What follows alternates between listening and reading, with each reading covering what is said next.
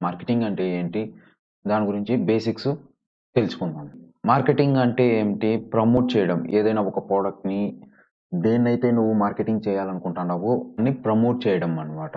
ఎలా for example banners కడతాం. ఏదన్నా ఒక షాప్ పెట్టినాంరా అంటే చిన్న షాప్ పెట్టినా కూడా కానీ షాప్ బయట జిరాక్స్ ఉంది అనుకోండి. జిరాక్స్‌కు బయట ఒక జిరాక్స్ బోర్డ్ అనేసి ఒక మన హోర్డింగ్స్ ఇవంతా కడతాం. దాన్నేమంటారు? జస్ట్ లైక్ ఒక మార్కెటింగ్ అన్నమాట. అంటే 10 మందికి తెలియాలి. మార్కెటింగ్ అంటే ఏమి? 10 మందికి తెలియాలి. 10 మందికి తెలిసి వాళ్ళిక్కడికి రావాలి అనేసి దానికర్థం. ఇది జిరాక్స్ అనేసి మనం షాప్ ముందర పెట్టే దీన్ని ఆఫ్‌లైన్ మార్కెటింగ్ అంటారు. అదే ఆన్‌లైన్ మార్కెటింగ్ అంటే ఇప్పుడు యూట్యూబుల్లో వాటిల్లో మనము వీడియోస్, యాడ్స్ వస్తుంటాయి చూసారా? దాన్నేమంటాము? ఆన్‌లైన్ మార్కెటింగ్ అంటాము. కొన్ని వెబ్‌సైట్ మధ్యలో డిస్‌ప్లే యాడ్స్ వస్తుంటాయి. దాన్నేమంటాము? డిస్‌ప్లే యాడ్స్ అంటాము. వీడియో యాడ్స్ అంటాం.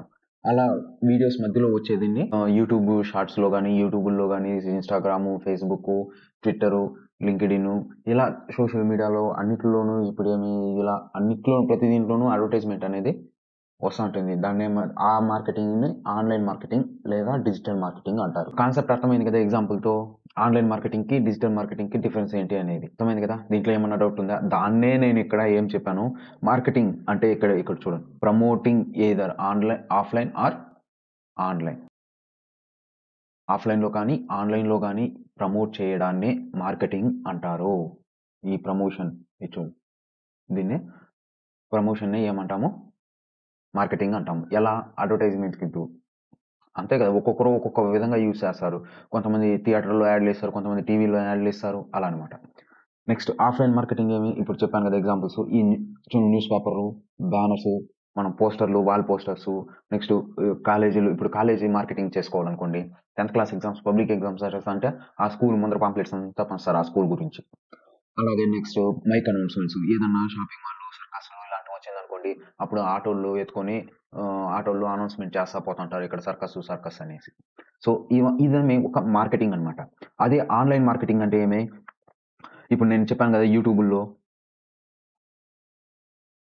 యూట్యూబ్‌లో మనకు చూస్తాం. YouTube shorts. ముఖ్యంగా షార్ట్స్ చూసేటప్పుడు స్పాన్సర్డ్ అనేసి కొన్ని వీడియోస్ వస్తాయి. స్పాన్సర్డ్ అనేసి. అక్కడ మనం ఇట్లా షార్ట్స్ చూసేటప్పుడు మధ్యలో ఒక వీడియో వస్తుంది. అలాగే ఫేస్‌బుక్ రీల్స్‌లో కానీ అలా వాటిలో వచ్చేదిన్ని మధ్యలో ఒక అడ్వర్టైజ్‌మెంట్ వస్తుంటాయన్నమాట. దాన్నేమంటాము? ఆన్‌లైన్ మార్కెటింగ్, డిజిటల్ మార్కెటింగ్ అంటాం. అర్థమైంది కదా! ఎగ్జాంపుల్స్ అర్థమైనాయి కదా! ఇది ఆఫ్‌లైన్ మార్కెటింగ్‌కి, ఆన్‌లైన్ మార్కెటింగ్‌కి. ఇప్పుడు చూద్దాం. ఇప్పుడు మనం చూసింది ఇది మొత్తం ఓన్లీ డెఫినిషన్. ఇప్పుడు మనం ఏం చూస్తాము? డిఫరెన్స్ అంటే దీంట్లో ఏం డిఫరెన్స్ దానికి ఈ రెండిటికి మధ్య డిఫరెన్స్ ఏంటి అనేది చూద్దాం. డెఫినిషన్ మీనింగు అర్థమైందనుకుంటా మీకు. నెక్స్ట్ మనం సోషల్ మీడియా దీని ఎగ్జాంపుల్స్ చెప్పేసాను. నెక్స్ట్ కమ్యూనికేషన్ గ్యాప్ ఈ హైలీ ఇంటరాక్టివ్ దీంట్లో ఇంటరాక్షన్ అనేది అంటే చూడడం అనేది దీంట్లో ఎక్కువగా ఉంటుంది. దీంట్లో తక్కువగా ఉంటుంది. దానికి అర్థం ఎగ్జాంపుల్ చెప్తాను. ఇప్పుడు మాది చిత్తూరు. నేను చిత్తూరు వెళ్ళే మధ్యలో ఒక బ్యానర్ కట్టానన్నమాట. బ్యానర్ పెద్దది. ఏమి దాంట్లో ఎంతమంది ఎగ్జాంపుల్ మీరే ఆలోచించుకోండి. దాంట్లో ఎంతమంది నేను కట్టినటువంటి బ్యానర్‌ని చూస్తారు? ఎంతమంది చూస్తారు? ఒక 100లో 40% చూస్తారో లేదా 50% అనుకుందాం. 50% చూస్తారు. అదే ఆన్‌లైన్ మార్కెటింగ్, డిజిటల్ మార్కెటింగ్‌లో నేను ఫేస్‌బుక్ యాడ్ రన్ చేసినానంటే సపోజ్ నేను 1000 మందిని టార్గెట్ చేయాలి అంటే చిత్తూరులో 1000 మందిని టార్గెట్ చేయొచ్చు. 2000 మంది కావాలంటే 2000 మందిని టార్గెట్ చేయొచ్చు.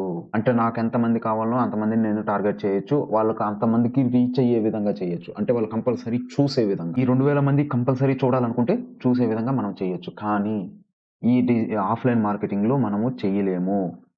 ఇప్పుడు 2000 మందికి ఒక 200 మందో లేదా 1000 మెంబర్స్ చూడొచ్చు. 100కి 100% మనము చెయ్యలేము. అది దానికి డిఫరెన్స్. కాస్ట్ అంటావా? ఇప్పుడు మనము ఒక డిజిటల్ బ్యానర్ లేదా న్యూస్ పేపర్ యాడ్ అనుకోండి. న్యూస్ పేపర్ యాడ్ ఒక సెంటీమీటర్‌కి ఇంత అనేసి ఉంటది. ఇప్పుడు మెయిన్ పేజ్‌లో రావాలంటే 1,00,000 అలా ఉంటది. అదే డిస్ట్రిక్ట్ పేపర్ మెయిన్ పేజ్‌లో రావాలిరా అంటే 40,000, 50,000 అలా ఉంటది. ఎంతమంది చూస్తారనేది గ్యారంటీ లేదు. అదే ₹1000 పెట్టినావురా అంటే దీంట్లో ఎంతమంది చూడొచ్చు అనేసి నీకు మెట్రిక్స్ అంటే ఫేస్‌బుక్ వాళ్ళు చూపెడతారనమాట. అది యూట్యూబ్ వాళ్ళు, గూగుల్ యాడ్ వాళ్ళు ఎంతమందికి రీచ్ అవుతుంది అప్రాక్స్‌గా. నువ్వు ₹1000 పెట్టినావురా అంటే ఆహ్, దాదాపు ఒక 2000 మెంబర్స్, 3000 మెంబర్స్ కంపల్సరీ చూసే విధంగా చేయొచ్చు.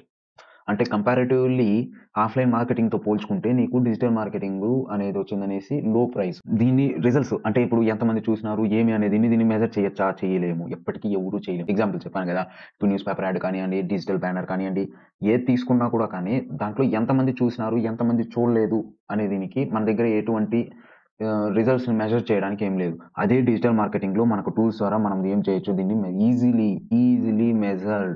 దానికర్థమేమి ఈజీలీ మనము మెజర్ చేయొచ్చనమాట. చాలా ఈజీగా మనము అనలైటిక్స్‌లోకెళ్ళినాం అంటే ఎంతమంది చూసినారు, ఎంతమంది లైకులు చేసినారు, ఎంతమంది షేర్ చేసినారు అనేది ఈజీగా తెలుసుకోవచ్చు.